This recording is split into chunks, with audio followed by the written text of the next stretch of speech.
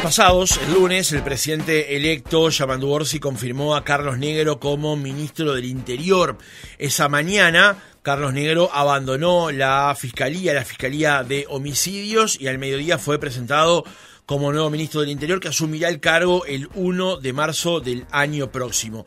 Al día siguiente entrevistamos al doctor Gustavo Subía para conocer el perfil de Carlos Negro, pero agregó un detalle más con respecto a este asunto que se está dando en los últimos tiempos, en que fiscales terminan su acción como fiscales y pasan luego a la política partidaria o la actividad política. Hay varios casos para señalar. Uno es el del propio Subía, otro es el de Gabriela Fossati, que se fue, creo que fueron 6 meses después de que terminara su trabajo en la causa Astesiano, a militar en el Partido Nacional. Otro es el caso de la doctora Darminia Viera, y también se da el caso recientemente, este último, del doctor Carlos Negro. Este tema fue analizado, conversado, sobrevolado en una instancia de la Asociación de Magistrados Fiscales, y conviene preguntárselo esta mañana al presidente de esta asociación, el doctor William Rosa, fiscal, que está con nosotros aquí en el estudio. Doctor, ¿cómo le va? Buenos días. Buenos días, ¿cómo estás? ¿Todo bien? Muy bien, gracias por acompañarnos. Por favor. En primer lugar, ¿qué perfil le hace usted o cómo analiza el rol que ha tenido hasta ahora el doctor Carlos Negro en su fiscalía, su desempeño como fiscal, y esta novedad que pase ahora al Poder Ejecutivo, nada más y nada menos que como ministro del Interior? Bueno, sí, acá hay varias aristas, ¿no?, que tienen que ver, y en lo que tiene que ver con lo que nos interesa a nosotros de la Asociación de Fiscales, es qué sucede cuando un fiscal está actuando como fiscal, ¿no? O sea, si en ese momento, y nosotros lo hemos dicho una y otra vez, en el momento en que los fiscales actúan como fiscales, deben estar totalmente alejados de lo que es la lógica político-partidaria. O sea, no debe estar la lógica político-partidaria entrometida en lo que es la tarea de un fiscal de ningún tipo de causa. Entonces, nosotros no hemos tenido, ni respecto del doctor Negro, ni respecto de ningún otro fiscal, ninguna denuncia concreta que diga, mientras estuvo en esta causa, esto que se acusa permanentemente, lo hemos escuchado todo el tiempo, los fiscales le hacen los mandados a tal sector político, un fiscal o una fiscal protegió a tal o a un presidente, a un ministro, a un legislador, o actuó con animosidad en determinadas causas o guiándose por determinadas ideologías, como se dice una y otra vez, sin presentarse evidencia de eso. Creo que eso es lo importante, la gente lo tiene que tener presente. Yo hago una puntualización que me parece importante también respecto de esto de la gente queda con la sensación de, bueno, parece que hay un semillero político en la Fiscalía en donde los fiscales salen de la Fiscalía y se van a la política. Ayer hice el relevamiento nombre por nombre. Desde el 1 de noviembre de 2017, 70 compañeros y compañeras, o sea, fiscales de todo el país se han retirado de la Fiscalía. Estamos hablando de que 4 o 5 han pasado a la política. Entonces, es un número absolutamente marginal y porque también, si no, se es injusto con esta valoración con aquellos otros colegas que dicen, yo me retiré de la Fiscalía, tenía toda una trayectoria dentro de la Fiscalía, me fui para mi casa, me jubilé, me fui para mi casa, me fui a realizar mi actividad como abogado o en otro métier que no tenía nada que ver con la política. Entonces eso hay que ponerlo sobre la mesa también, ¿no? Lo que pasa es que ahí hay una valoración cuantitativa. La valoración cualitativa implica que uno de esos fiscales termina siendo diputado y senador electo ahora. Otra fiscal, como es el caso de la doctora Fossati, deja la Fiscalía y en 6 meses empieza a militar para el partido que integraba el presidente de la República, que estaba alcanzado de alguna manera por la investigación del caso Astesiano. Otro por el caso de la doctora Darminia Viera, en las circunstancias en las que ella estaba trabajando, en la causa tan sensible en la que estaba trabajando. Y ahora el doctor Negro, que nada más y nada menos pasa a ser ministro del Interior, que es el ministro más importante de un gobierno. Tal vez la discusión no pasa tanto por la cantidad, sino por la visión cualitativa de los cambios que se dieron. Claro, ahí obviamente es un defecto profesional. Primero, a veces se deslizan cuestiones como con un halo de suspicacia respecto a esas situaciones. ¿Y a qué voy con el defecto profesional? El defecto profesional es, si yo no tengo evidencia, si no tengo elementos concretos, no voy a hacer ninguna consideración en base a pareceres. Tengo mi parecer como los tiene cualquiera, pero yo soy un representante gremial, en todo caso podría exponer pareceres que sean colectivos. Por otro lado, tenemos que mirar en la regulación. Normativamente, legalmente, eso está prohibido, está permitido. Lo que no está prohibido está permitido, entonces si no hay una prohibición expresa, no hay donde ampararse en ese sentido para decir esto está mal desde el punto de vista legal, ¿no? Después desde el punto de vista de la consideración, sí, lo he dicho en otras oportunidades, sobre todo cuando pasó lo que usted me señala de la doctora Gabriela Fossati, creo que la gente es lo suficientemente inteligente como para sacar conclusiones por sí misma y no que venga el presidente de la Asociación de Fiscales a bajar línea de respecto de cuál es la consideración que se puede tener respecto a este tema en un sentido o en otro. Entonces yo soy un representante de sentires colectivos. Uh-huh. El día que entrevistamos al doctor Subía, lo otro que se deslizaba en sus comentarios tenía que ver con el hecho de que con la salida de Negro hacia el Ministerio del Interior, cuando asuma el 1 de marzo, implica también que queda claro que había una línea divisoria entre los pro-Díaz y los contra-Díaz, y que el doctor Negro habría llegado al ejercicio del Ministerio del Interior por ser más cercano ideológicamente o por funcionamiento, digamos, hacia el prosecretario de la presidencia que va a asumir el próximo 1 de marzo. ¿Para usted hay algo de eso? ¿Hay algún alineamiento o hay alineamientos dentro de la Fiscalía? Porque la visión que tiene la gente desde fuera es que la Fiscalía está partida políticamente. Primero, yo siempre discrepo con esto de la visión que tiene la gente desde afuera. Yo no sé cómo es este centimetrómetro popular. Hay que hablar de la gente, claro, eso es un hecho. Digo, hay gente que piensa eso y otra gente que no la pensará. Primero, el doctor Subía no descubrió la pólvora. Que el doctor Negro y el doctor Díaz tienen una cercanía de amistad, ellos no lo niegan, y creo que la cercanía de amistad le pasa a cualquier persona que está dentro del sistema de justicia, que tiene situaciones de amistad con otros colegas. Después, la entidad o la magnitud de esa amistad y hasta dónde se lleva es otra cosa. Ahora, trasladar esa situación de 2 personas que son amigos, de 5 personas que son amigos, de 10 personas que son amigos, a una división en un colectivo de 350 personas, es por lo menos negar la realidad. Nosotros, y lo sabe el doctor Subía, porque él era presidente y yo era secretario, cuando íbamos a pelear por la ley orgánica de la Fiscalía, era en contra de las preposiciones que proponía el doctor Díaz. Entonces, había un colectivo detrás de esas reivindicaciones que nosotros dos representábamos, él como presidente y yo como secretario. En el año 2019, una asamblea, después que ocurrió el lamentable fallecimiento de nuestra colega Susana Rivadavia, y en el medio de un conflicto laboral, nosotros tuvimos una asamblea de 170 personas, de 170 fiscales, que votaron un paro, que votaron reclamaciones. No se puede hablar de divisiones. En un gremio de 350, que haya una asamblea de 170 personas, por unanimidad votando un paro, no se puede hablar de división. Uh-huh. Nosotros, en el año 2023, se votó una comisión directiva, una lista única, que recibió el más del 90% del apoyo de quienes votaron en la Asociación de Fiscales. Entonces, pero una cosa, doctor, es muy útil esto de la división pro Díaz y anti, que hay gente que debe ser afín al doctor Díaz, puede haber, que hay gente que no lo soporte al doctor Díaz, seguramente haya. En el medio hay seguramente 250, 300 personas que tienen un sentir puntual respecto de la situación. Si en el tema del conflicto laboral y las condiciones de trabajo y cómo se implementó el código, seguramente tiene una visión negativa. Usted ahí lo que está planteando, con toda lógica además, es una división gremial del asunto. En lo gremial, en el respaldo a la cantidad de horas de trabajo, en los salarios, en cuanto a las condiciones, no debe haber demasiadas diferencias. Uno entiende. No las hay. Bueno, no las hay.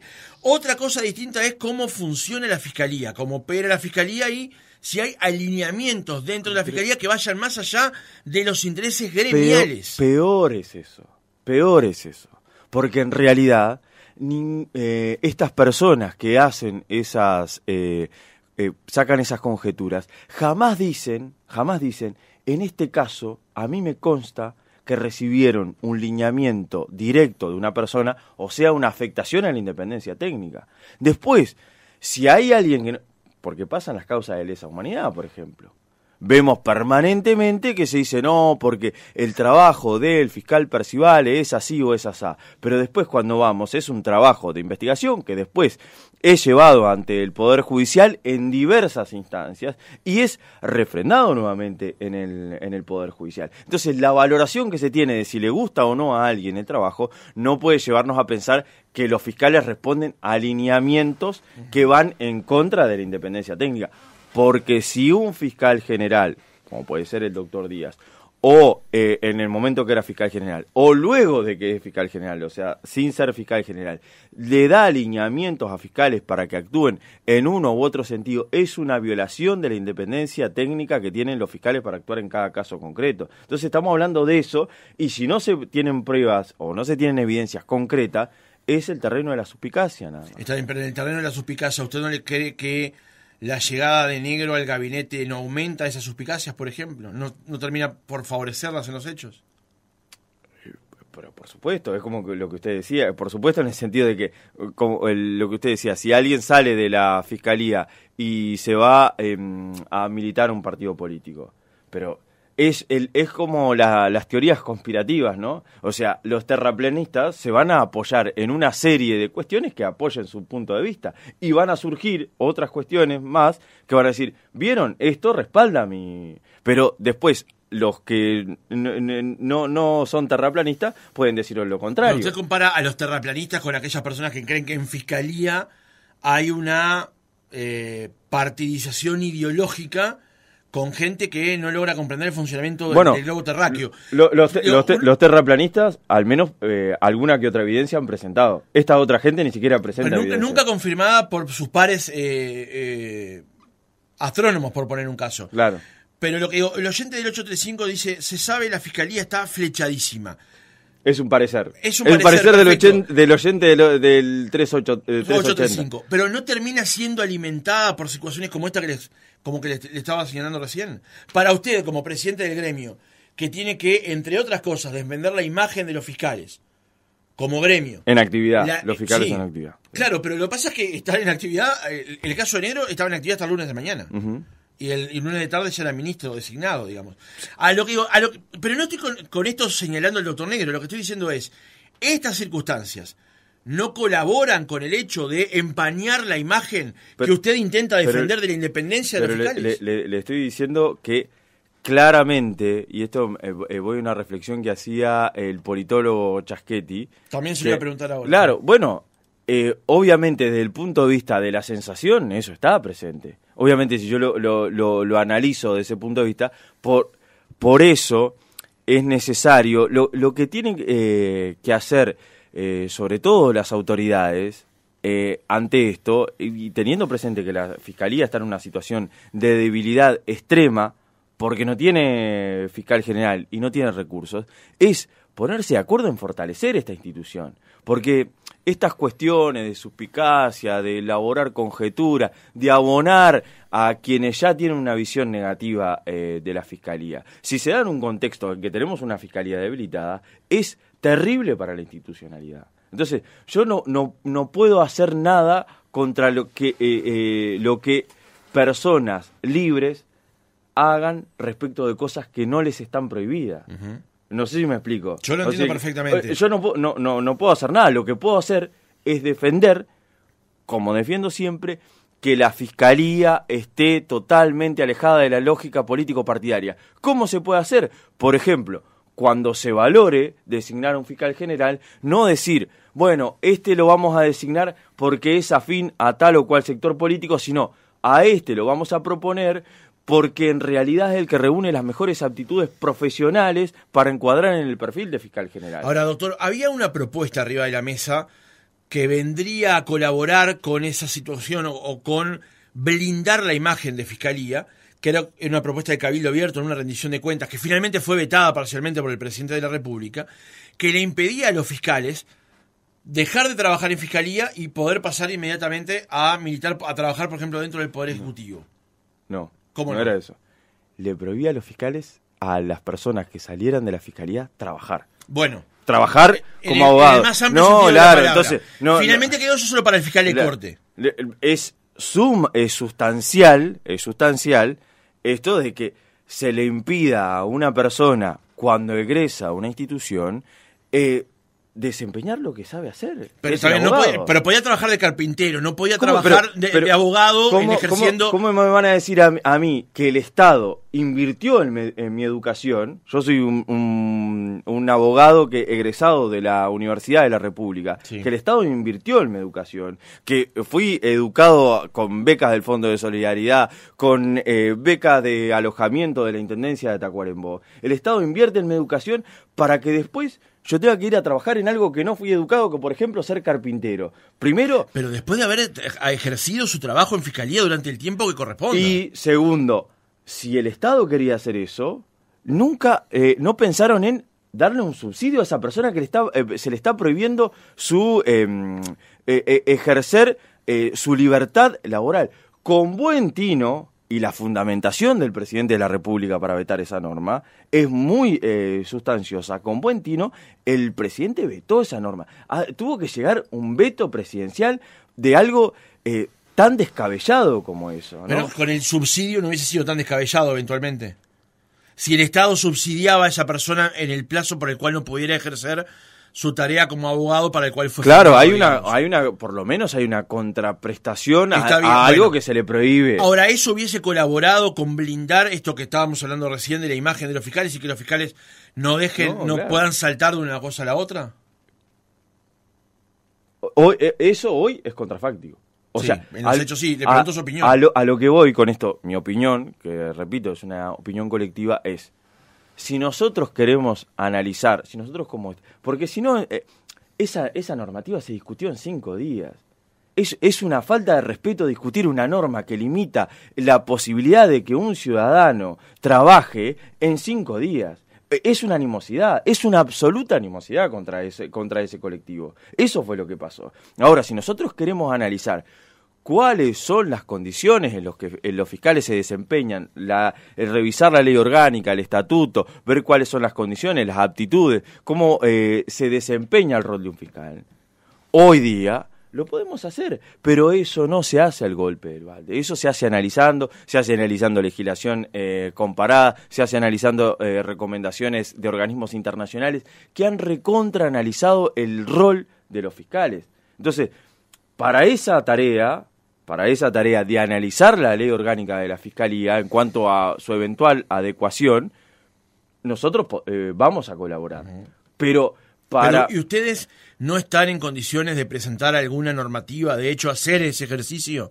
Lo vamos a hacer. ¿Por qué lo van a hacer cuando el tema ya está hoy? A lo que voy lo vamos a hacer es analizar, estudiar y ver qué alternativas tenemos. Yo no puedo, sería lo mismo decir, nosotros vamos a proponer tal cosa, sin analizarlo y sin estudiarlo colectivamente. Nosotros, esto es una asociación, es una representación colectiva y el análisis que se debe hacer de las cosas debe ser en colectivo. Entonces, el sentir si corresponde hacer una propuesta, si hay que analizar la situación... Pero ustedes entienden que corresponde hacer una propuesta, que corresponde instrumentar algo... Estudiar la situación, corresponde pero estudiar no la situación. Pero no está estudiada la situación. Pero no, a lo que voy es, cuando yo lo estudié en ese sentido y respecto de la inhibición, no existía en el derecho comparado una situación así.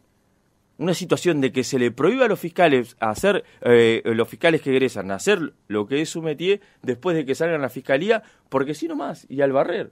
No existía eso. Yo lo que estudié en ese momento es para esa situación.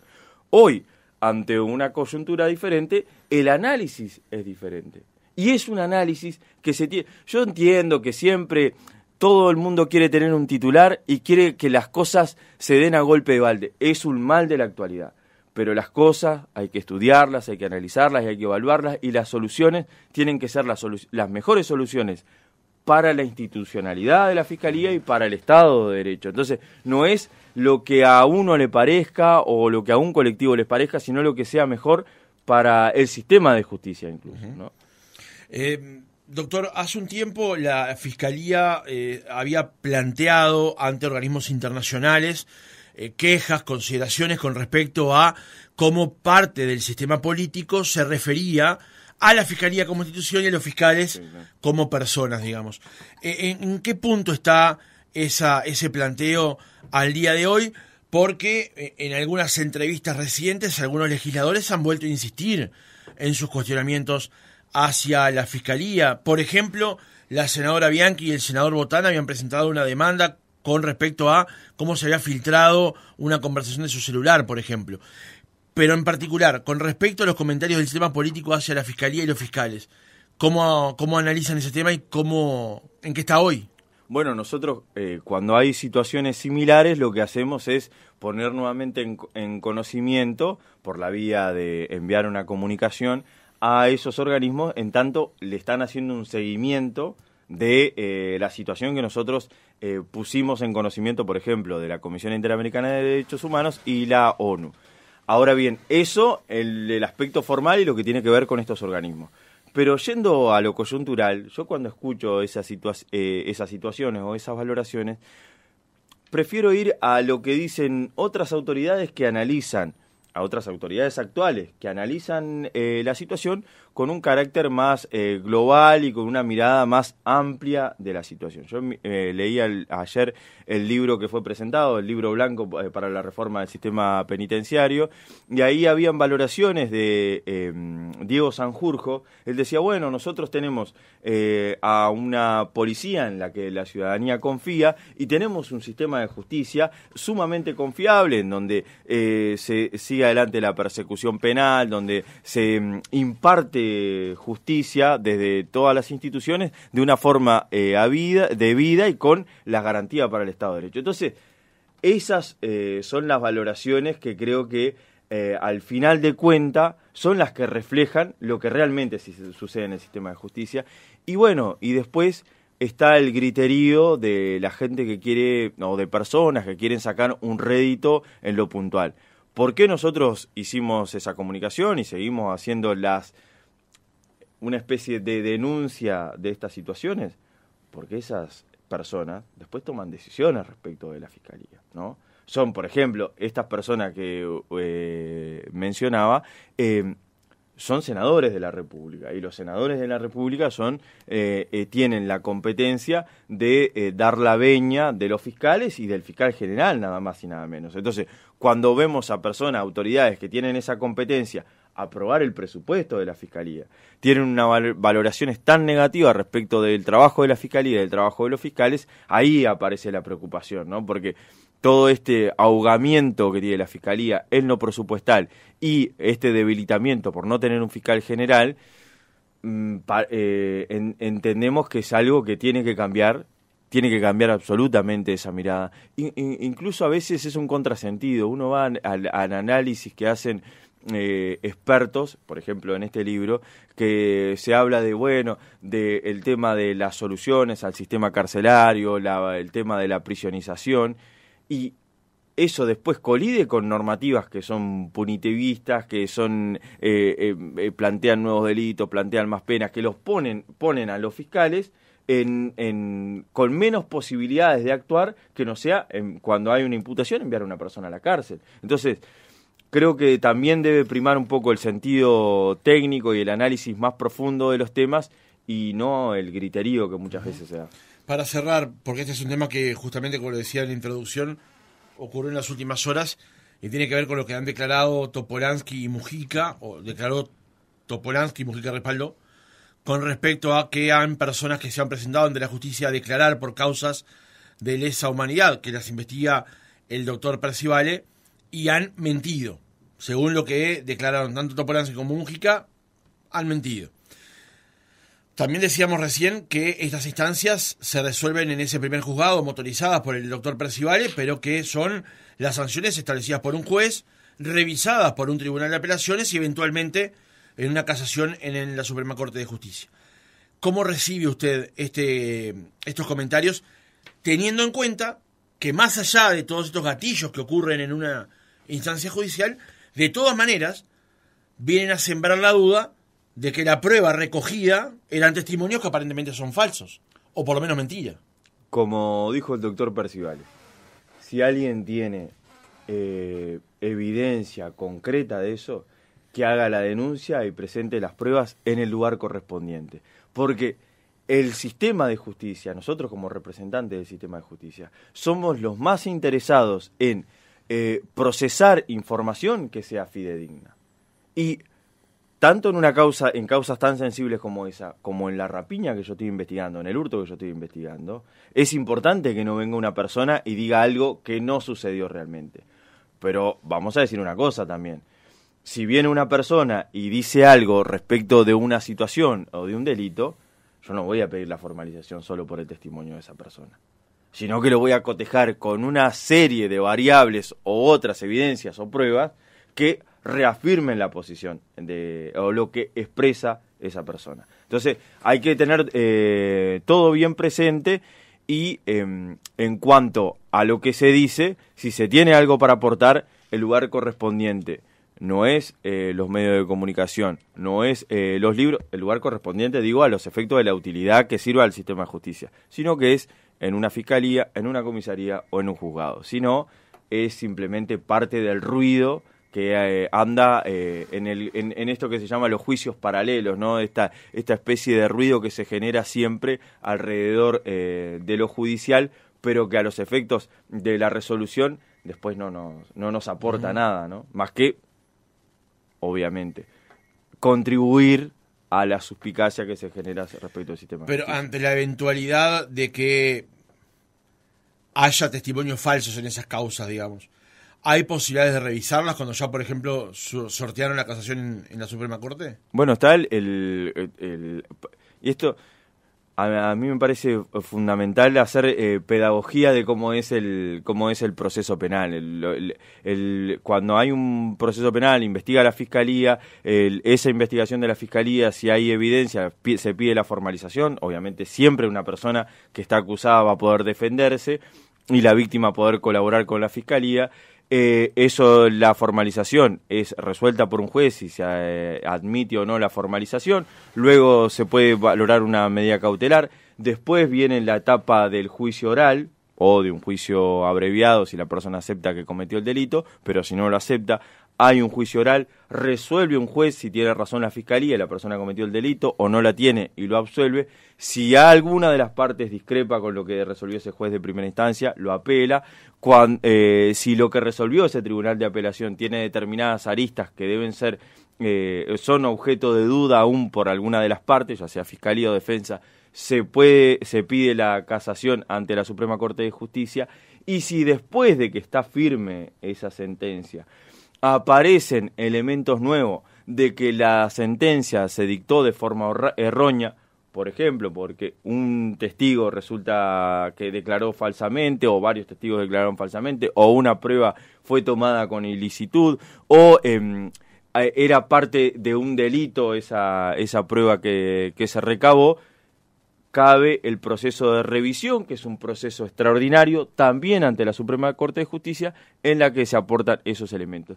Esto desde el punto de vista general y a los efectos de la pedagogía. Está interesante ese punto porque Emilio Micolic, uno de los abogados del Centro Militar, le dijo a La Diaria, según recogen los colegas En Perspectiva, que las declaraciones de Topolansky constituyen un hecho nuevo porque casi todos los procedimientos y condenas fueron realizados sobre la base de declaraciones de testigos. Además de la revisión de los casos con condena, dijo que en las causas que aún están en trámite se pediría que cada juzgado considere las declaraciones y el libro y volver a valorar la situación de los procesados. O sea, que habría lugar para este pedido que hace o que haría este abogado del Centro Militar. Pero esa valoración la hace un abogado de un imputado de lesa humanidad y un imputado de hurto también.